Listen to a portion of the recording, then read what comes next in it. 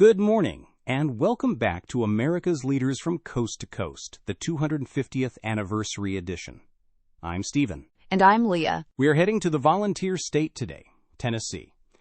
From the blues clubs of Beale Street in Memphis to the honky-tonks of Broadway in Nashville, we are profiling the senior senator, and arguably the woman who scares Mark Zuckerberg the most. We are talking about Republican Marsha Blackburn. Marsha, she is such a distinct figure in the Senate. She calls herself a retail politician, and that is literally true. Before she was in Congress, she was a sales manager. She sold books door to door for the Southwestern Company. She learned how to handle rejection, how to close a deal, and how to keep smiling even when the customer slams the door. She treats voters like customers, and she is very, very good at the pitch. And her pitch these days is all about technology. It's surprising, right? You think of a conservative grandmother from Tennessee, and you don't necessarily think tech regulator. But Marsha Blackburn is the lead Republican on the Consumer Protection Subcommittee. She is the driving force behind KOSA, the Kids Online Safety Act. This is her signature bill.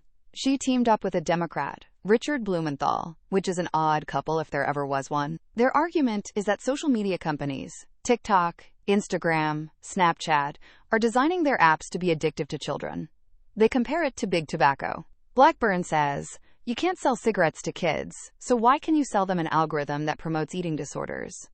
She wants to force these companies to open up their black box algorithms and give parents tools to turn off the addictive features. She is also the guardian of Music Row.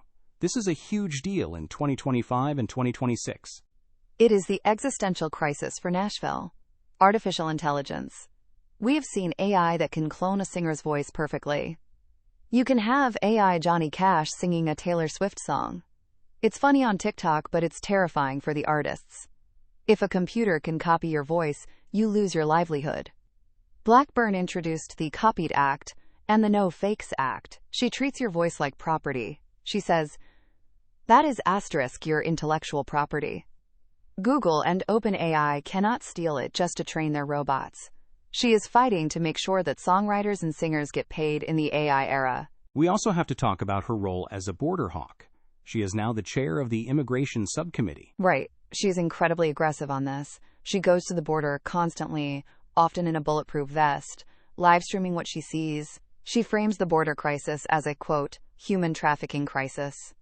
She holds hearings where she details how the cartels are using women and children as mules. It's very graphic, very emotional, and it resonates deeply with her base. She connects the border directly to the fentanyl crisis in Tennessee communities. Let's look at the 2024 election for a second. She won in a landslide. She crushed it.